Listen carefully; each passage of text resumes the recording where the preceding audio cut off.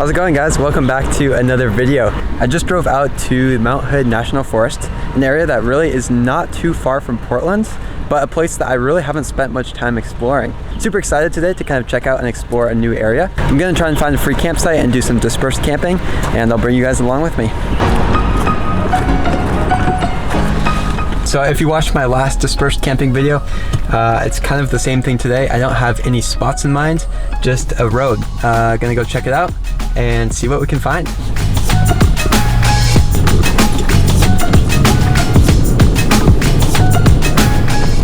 Every time I come out to places like this, I'm just so amazed by how many different trails there are once you kind of turn off the main road. But it's also kind of fun because when you come out here, you can spend a lot of time exploring and yeah, checking out new places. This trail is super tight right now. Check this out.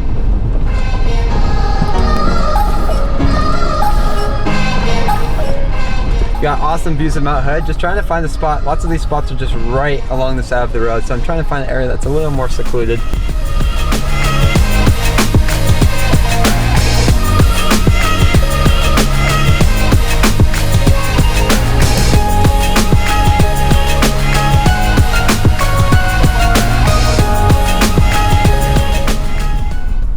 Is there anything down that way? Yeah. There's I saw one car ahead of you. Okay. Thank you, appreciate it.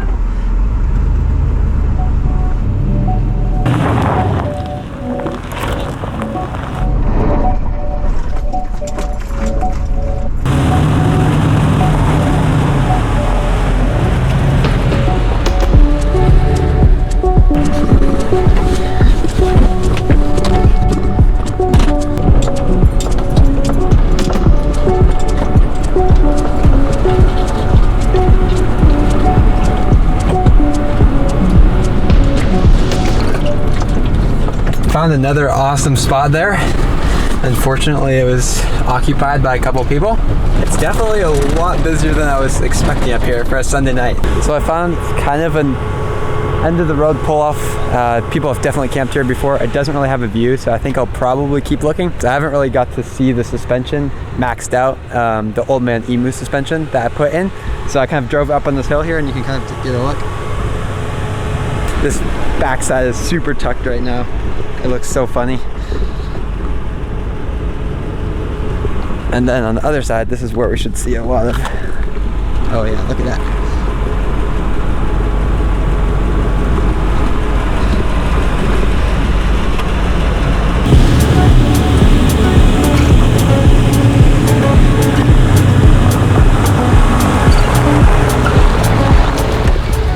I've been trying to find a spot for an hour and a half or 2 hours now, and it is just very, very busy out here. There are a lot of really awesome spots with really great views of the mountain, so I can see why it's so popular. But yeah, it just makes it difficult to find a spot to camp. So I'm venturing off on a smaller road now that is a little more technical, and I'm hoping a little bit quieter. I have no idea what's out here, but we're gonna keep going and see if we can find a spot for the night.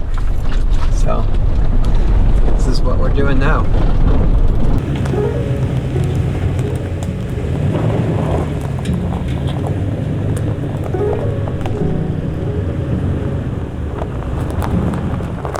Some of these roads, actually most of these roads, are super, super tight. So if you don't want to scratch up your vehicle, I would definitely say don't come up here.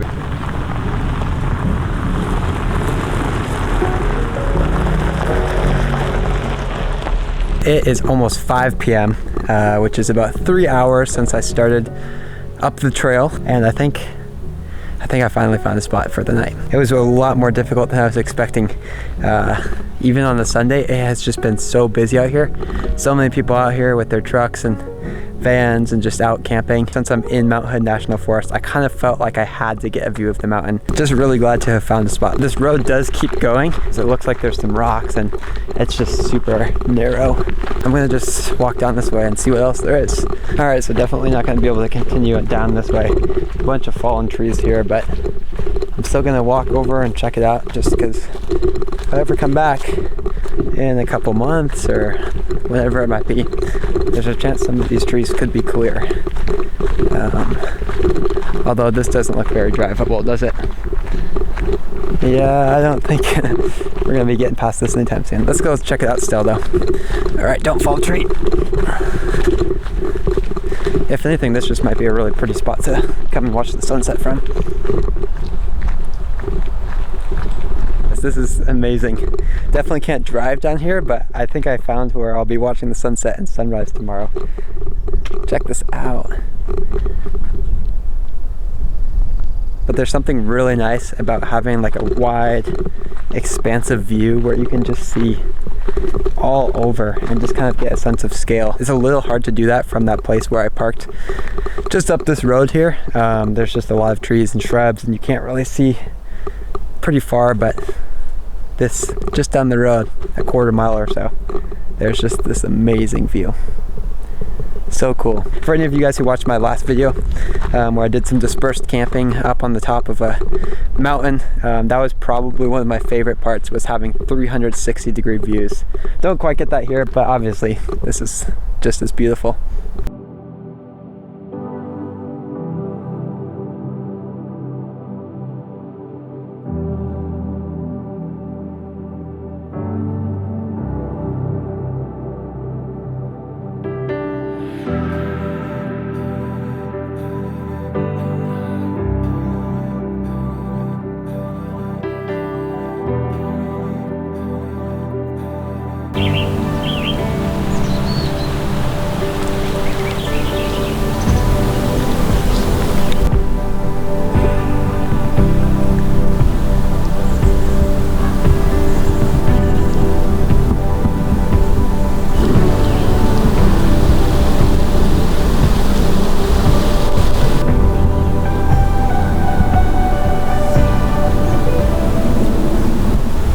It is so quiet up here, and honestly it's just like the perfect temperature.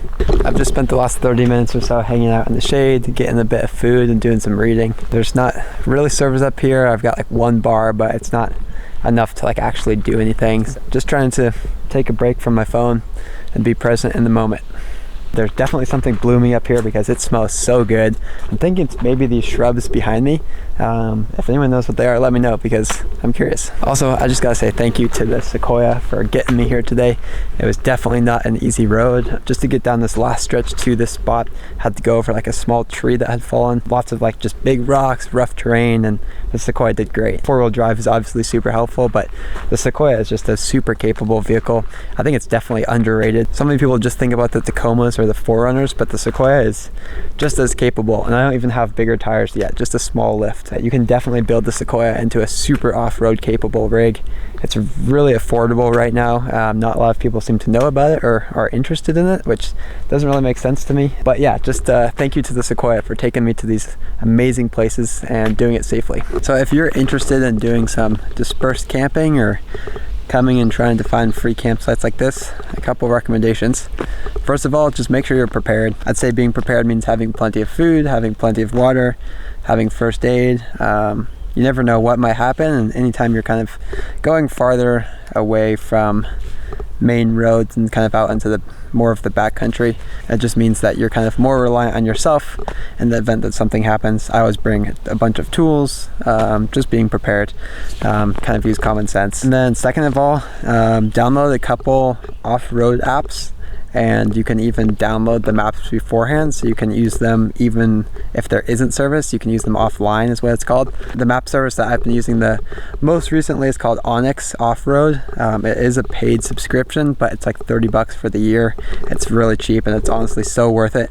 So definitely recommend that. Definitely recommend Onyx. The other one I use, and I don't use it for navigation, but more for helping me find campsites like this, is called iOverlander. I've talked about it in some of my videos before, but people can post campsites that they've stayed at, and it's just a great app to kind of get ideas of some potential spots, and people can comment and give updates. So if someone camped there in 2021, for example, maybe this spot is closed, and people can comment and say like, hey, I went here actually in 2023 and the road's actually blocked off now, so you don't like waste your time driving to spots that aren't even accessible anymore. So definitely check out those two apps, Onyx Off-Road and iOverlander. Other than that though, it's just something that you kind of have to do. It can be a little intimidating or a little scary at first, especially if you are going by yourself. My recommendation for that would just be picking a spot that's really close by. You can find lots of spots that are free that are like really close to roads. Sometimes that helps, but the more you do it, the more you get comfortable with it. You can also get like the one I have is a spot device, but it's basically for like emergencies. So no matter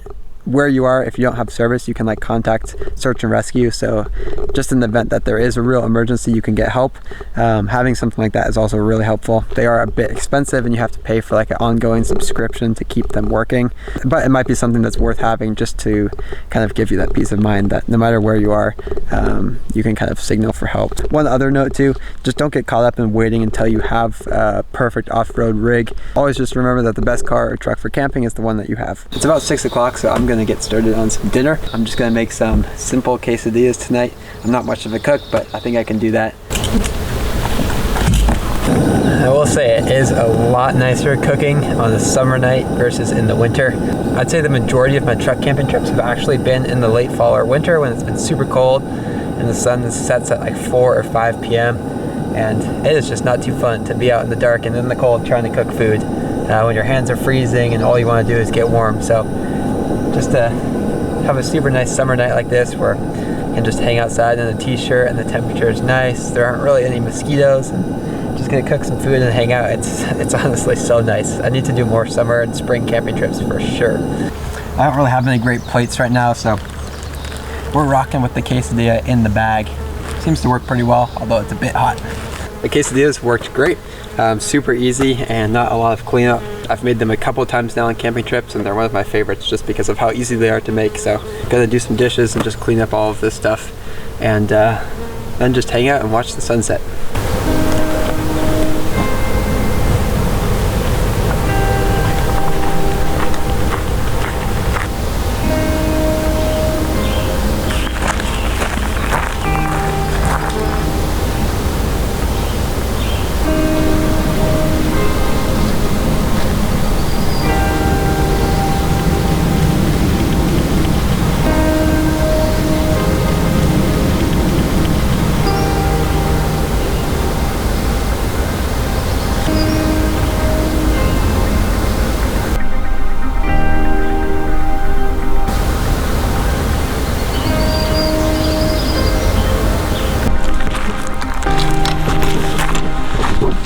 Alright, so it is 8 o'clock. I'm gonna head down to that viewpoint I found earlier and just hang out and watch the sunset from there.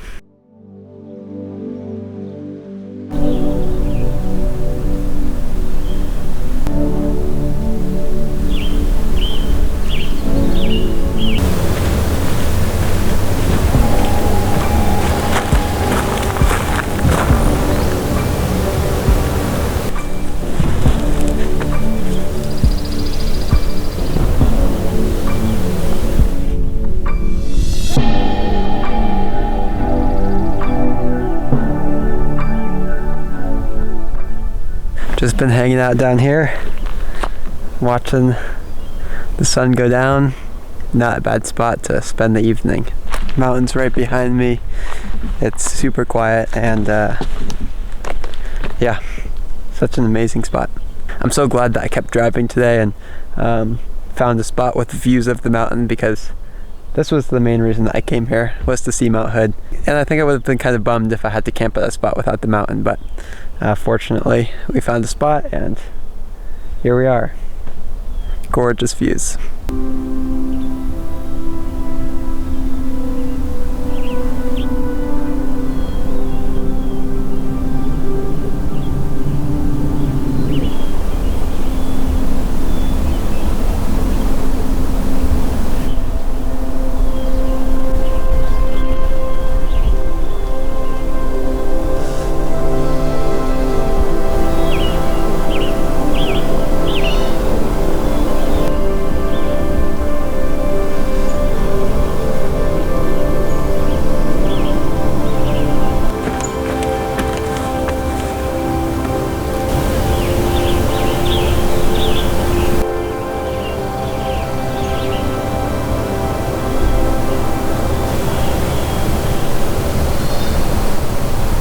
All right guys, so I'm gonna head back to the Sequoia, see if I can get back there around last light and get a couple more pictures and videos of the Sequoia at the campground before the sun dips down below the horizon. So I'm gonna head back up there now and see if we can catch the end of this golden light.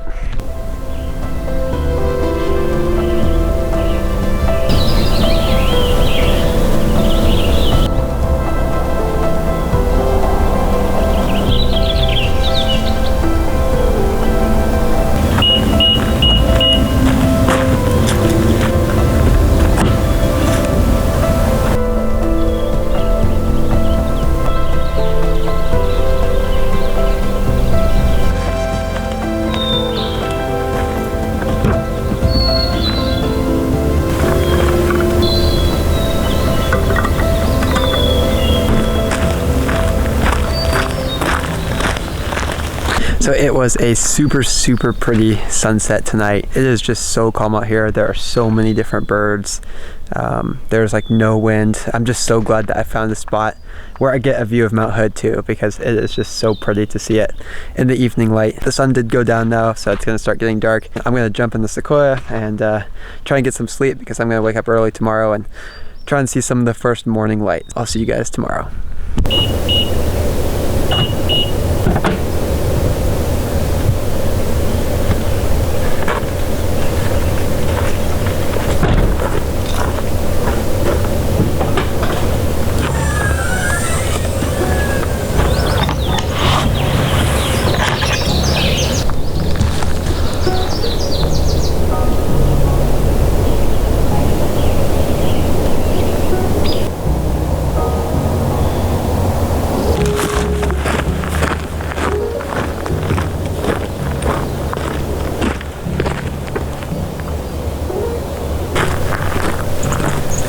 And good morning from Mount Hood National Forest. It's about 6 a.m. I did force myself to get up and watch the sunrise, and it was so worth it because the light on the mountain is so pretty right now.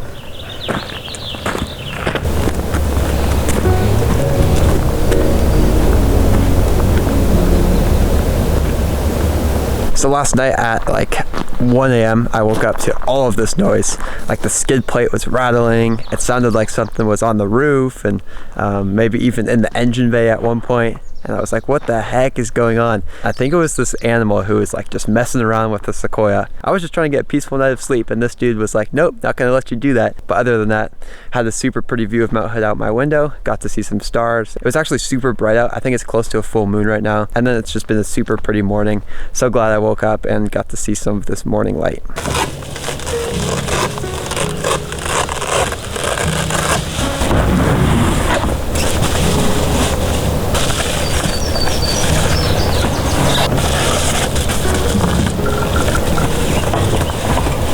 Okay, moment of truth. Let's see if this thing starts, because if that little animal chewed through some wire or something, I am gonna be pissed.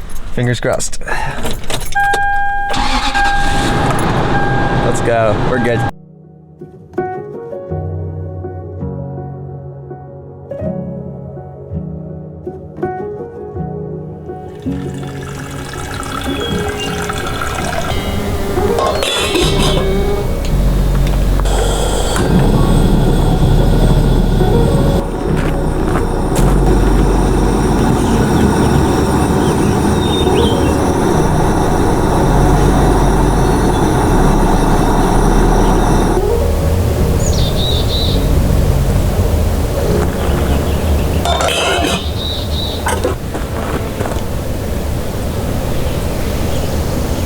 If you haven't had it before, the Bob's Blueberry and Hazelnut Oatmeal. So good. So I just got some breakfast and have been packing everything up. The sun's just finally starting to come above the hillside. You might be able to see it behind me. It's below 50 degrees, and definitely was not expecting it to kind of be this cool, but that's what I get for going up into the mountains.